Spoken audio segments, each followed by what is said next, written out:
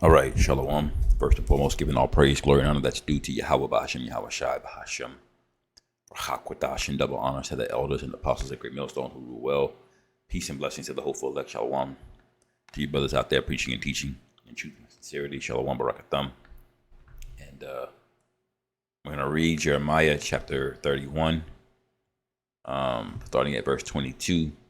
I'll just read this precept. It says, "How long wilt thou go about, O thou backsliding daughter? For the Lord Yahweh hath created a new thing in the earth. A woman shall compass a man." All right. And the main reason this precept is coming out is because this video here that I'm going to look at here, which is it's a short, basically. It's been going, it kind of went viral around the internet, but, you know, it has a lot of value in the truth, because we know that, you know, our walk, the story, it's basically a marriage. You know, it's basically a love story from, you know, our youth, what they call high school sweethearts, all the way to the marriage day, man, and going all the way back from, you know, the lineage of Adam that was carved out into all of the turmoil and backstabbing and challenges and blessings and cursings that we had to deal along the way. It's one big story, all right, that's going to lead to one big wedding, kind of like at at Coming to America. If you remember that movie with Eddie Murphy back in the 80s, it was a huge, massive wedding, man. All right. A massive wedding. And everybody was happy. It was lit. And that's what the kingdom of heaven is like, man. That's the metaphor that's often used, all right, when it talks about what we're promised and what's getting ready to come next. And so whenever we see basically a mockery of it, because here you have is a nigga woman in a white dress, all right, trying to get marriage from a man who's not really a man, all right, but wants to go through all of the status and things of that nature. See, Jake just wants to hop straight to the kingdom and don't want to have any of the things that's required of a marriage, all right, that's required of you to get into the kingdom, to get to be there, man. You know, in other words, like, they don't want to put the effort in. You know, you're putting in effort now to not have to need to put in effort a day again of your life, man. So now is the time to go hard. But, you know, men and women in these societies, they just want the cake. All right. They don't want to go out and buy the ingredients and spend time looking up recipes and spend the time, you know, they just want to show up when the cake is ready and eat it. All right. And they're about to get a rude awakening, man. Let me play this video, Salakia. I'm not let me, if I can go back a little bit. We have this young man right here marrying a young woman who Let me see. Cherish. And to obey. We didn't talk about that one in council. We did talk about that in council. Yes, we did. So you want me to repeat that again? You want to just keep going? I think we can keep going. All right. Now, see, this is that bullshit I be talking about. We have this young man right here marrying a young woman who clearly has problems and serious issues with the idea, the very concept of being a wife. She's literally skipping over the parts of her marriage vows that she doesn't agree with. I have never seen anything like this before in my life. I have absolutely no idea why he is going through with this. Where is his dad? Where is his uncle, his big brother? Forget the men in his family. Where is his own mother to step up and to let him know that this relationship is doomed from the very start? It's never going to get better than this. You finish how you start, and you're starting off to. Right. And that guy actually gave some pretty good wisdom. There's no reason for this woman to turn around in year 1, year 3, and all of a sudden start being obedient. She doesn't even respect you. This guy probably paid for the wedding, probably paid for the dress. Okay. And she went through the vows, okay, knowing she was going to get up there and not say that. She went through all of the motions anyway to get this guy up there to say yes to her. And women like this, they're always getting rod from some other man that's going to tell her to shut the fuck up. And that's the bitter truth that a lot of these guys these days don't understand, is that the same woman that will get up on stage and embarrass you like this is the same woman that will let another man inside of her, she'll get pregnant, not tell you, okay, and you're raising another man's kids. This is why the scriptures dealt with this so harshly, man. All right. And it was more than just you vetting a woman. Your family, your father, your uncles, your brothers, they're all behind you. And the same thing on her family too, man. They're all vetting you. So this is just a family. It was a family joining, a marriage together, man. All right. Now this guy's family should have counseled him. This woman is not marriageable, man. Her family ain't worth shit. You know, her mother was a whore and all of these different things, man. And they'll shut it down and be like, no, you're not marrying her, man. You know, because you're tying two families together, man. She gets access to some of the resources, and so it wasn't a light thing, man. All right, and you would have had to prove to her father that you were worthy, man. You know, but now it's just all we felt. We I like how he looked. Oh, he did this on a date for me, so we're just gonna see how it goes. This everything in this society is just a watered down bullshit version of what should be. You know,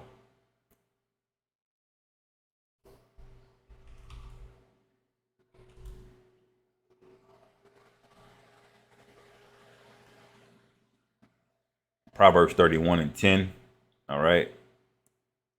Who can find a virtuous woman, for her price is far above rubies. All right. The heart of her husband doeth safely trust in her, so that he shall have no need of spoil. She will do him good and not evil all the days of her life. Now, does this woman look like she's gonna do this man good all the days of her life, or is she just there for a status symbol, man? All right.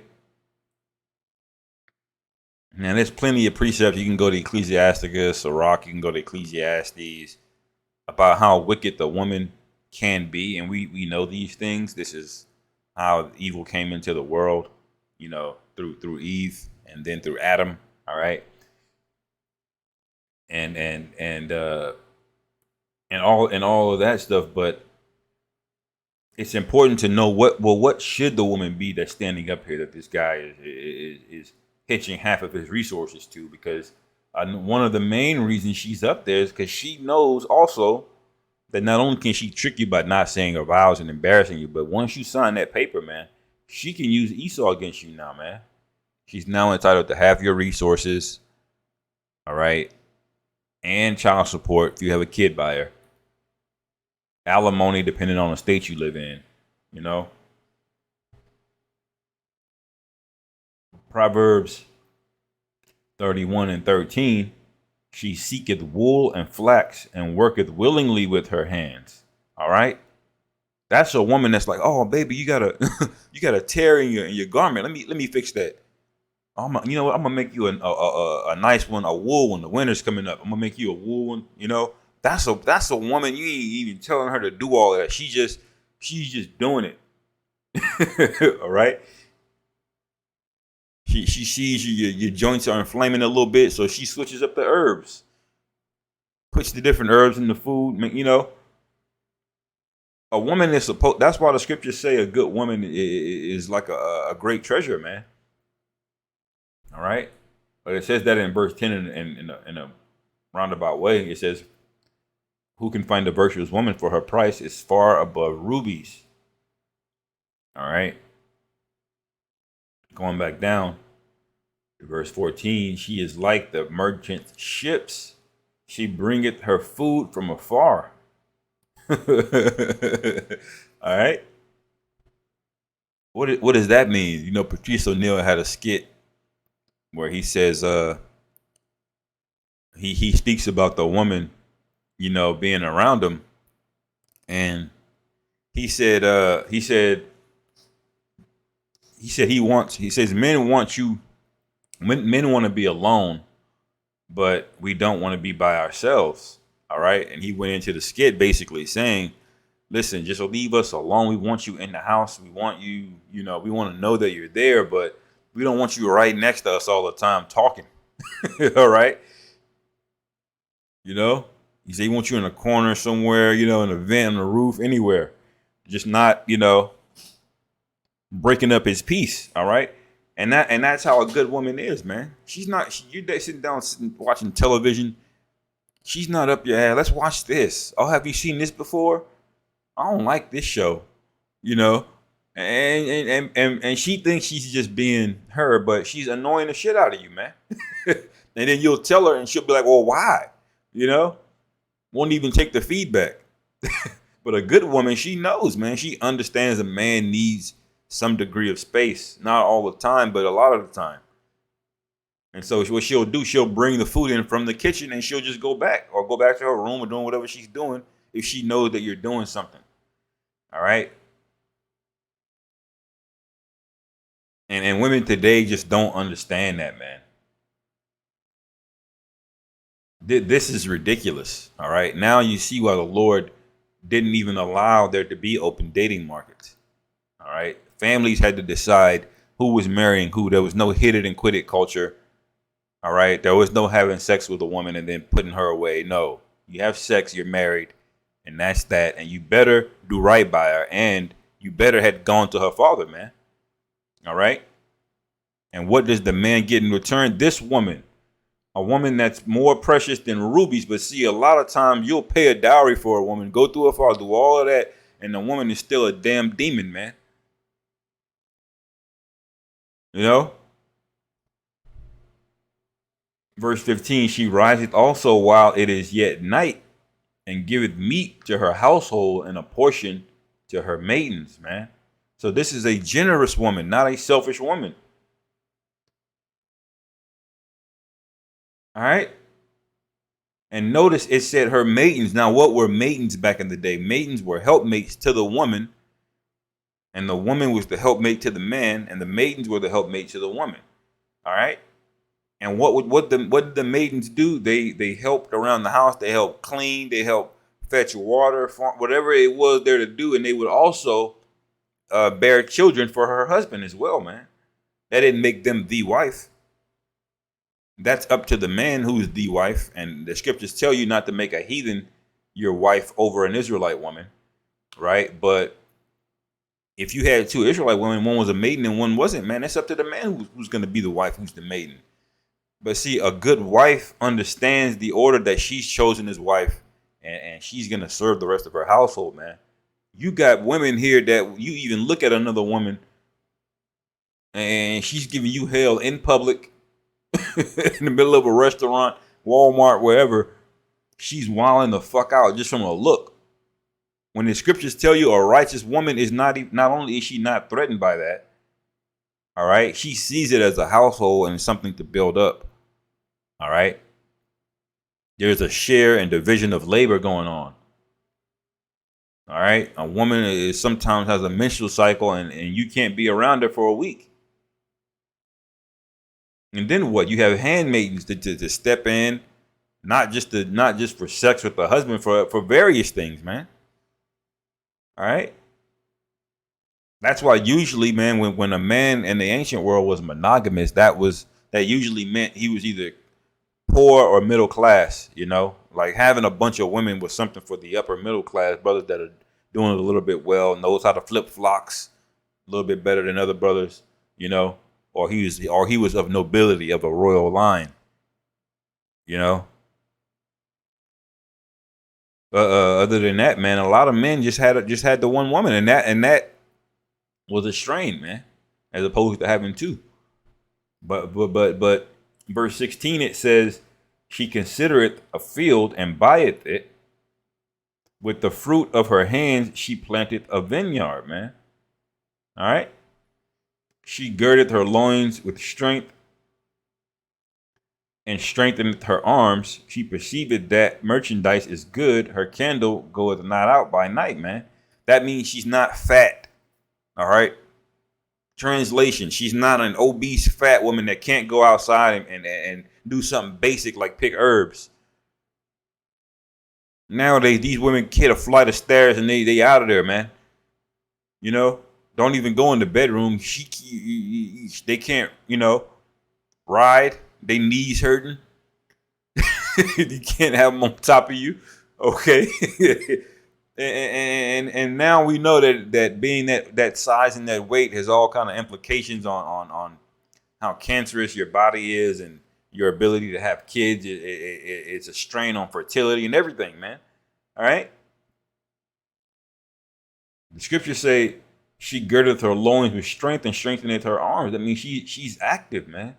I'm not saying she's a bodybuilder, but our women were beautiful, man. They were in shape. They had enough respect to not let themselves go before they even got married, man.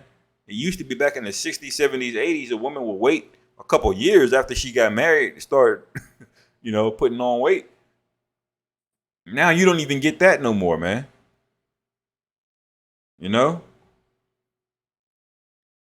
Verse 18, she perceived that her merchandise is good. Her candle goeth not out by night. She layeth her hands to the spindle, and her hands hold the distaff. She stretcheth out her hands to the poor. Yeah, she reacheth forth her hands to the needy. All right. And that's a virtuous woman, because most women are inherently selfish, man. All right. They are. They're myopic thinkers, which means they're short-sighted and emotional and selfish. And that the Lord did make them that way for a reason, but you're not supposed to embrace that, Like a righteous, virtuous woman, she's gonna see value in giving things to the poor, And ultimately, this is in the spirit of Yahushua, but it's through the lens of a woman. All right, of how you're supposed to act in righteousness, man. And you're just not gonna get that, man. That's why we don't recommend you wife these women up at all whatsoever. Because women can hide things, and you know what? If they're really good at hiding it, and they end up hiding it from you, all right, you're fucked. All of the power is in their hands through Esau. If you figure out this woman is a chameleon too late, she can ruin you. All right. And so it's just not worth it. We don't have time for these distractions when prophecy is going on. Okay.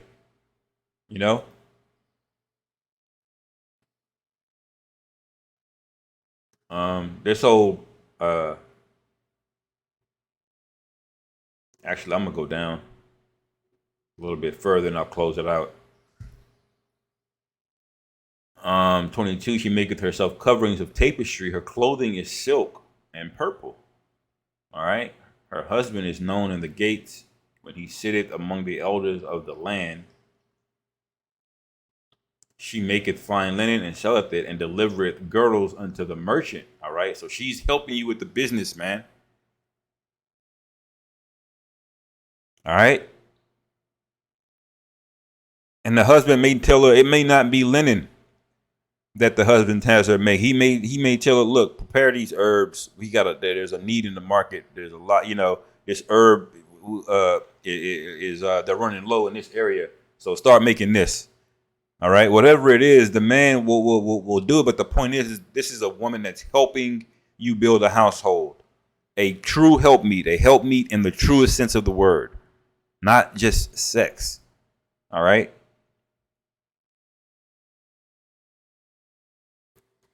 She openeth her mouth with wisdom, and her tongue is the law of kindness. All right. So this is a soft-spoken, kind woman that speaks righteous things. Not this. Now, this nigga woman right here, she can get up in a church, look at a pastor that she's had counseling with the man that she's professing to love. All right. In a church, in a religion that's supposed to serve the God that she says that she believes in, and just did all of that. No, I ain't saying that. I ain't bowing. I ain't obeying nothing. Cherish. And to obey. We didn't talk about that one in counseling. We did talk about that in counseling. Yes, we did. So you want me to repeat that again? You want to just keep going? I think we can keep going. All right. This goofy ass nigga, man. The Lord is going to destroy niggas like this, man. The scriptures say if you got a wicked woman, let me see.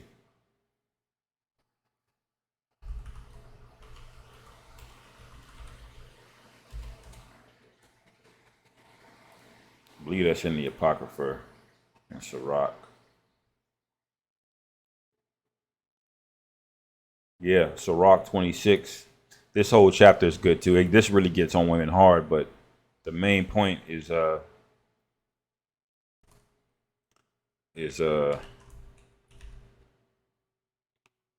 what kind of man gets a wicked woman? Verse 23, Sirach or Ecclesiasticus chapter 26, verse 23. A wicked woman is given as a portion to a wicked man, but a godly woman is given to him that feareth the Lord. All right. So you got to ask yourself, if this nigga is that blind to see how wicked this woman is, then what is he? All right. This is why we don't feel bad. It's just infuriating to see that this is even allowed, man. Like, what the hell is going on? You know? I'll end it to these last two. It says, Proverbs 31 and 30, favor is deceitful, okay, and beauty is vain, but a woman that feareth the Lord, Yahweh, she shall be praised, man. So it's not about the things you do around the house or how beautiful you are. All right, those things are great. The scriptures speak about those being valuable as well, too. But the main thing, the root of it all right, the commodity that backs everything in the economy of this woman, all right, is that fear of the Lord, man. All right. You know, so I'll end it there, man. Lord willing, this is edifying. Call halal Yahweh Bashim Yahweh Shai. Bahashim Rachak Wadash. Wa Abba Babal and Shalom.